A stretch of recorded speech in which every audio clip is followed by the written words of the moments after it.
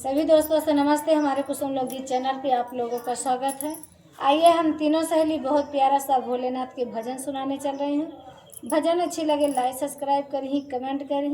बहुत प्यारी सी भजन है। देखिए हम तीनों सहेली एक ही चैनल पे काम करते हैं, वीडियो बनाते हैं। हम तीनों सहेली एक ही गाँव के हैं। जिला प्रयागराज, तहसील करछना, ग्राम सभा रीवा मोहरी की रहने वाली हूँ। और आइए बहुत प्यारा सा भोलेनाथ के भजन सुनाने चल रही हूँ।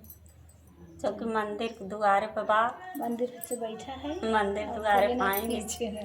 शिवगुरु के पीछे हुई गवान हमारे मास्क लग जाए यहाँ पे पीछे। और थोड़ा वीडियो बनावेंगे मिस्टेक होता है। आइए गीत के सुनाती हूँ, गीत का आनंद लीजिए। अगर गाना अच्छा लगे तो कमेंट बॉक्स में जरूर। भजन चलो। शिव के भजनिया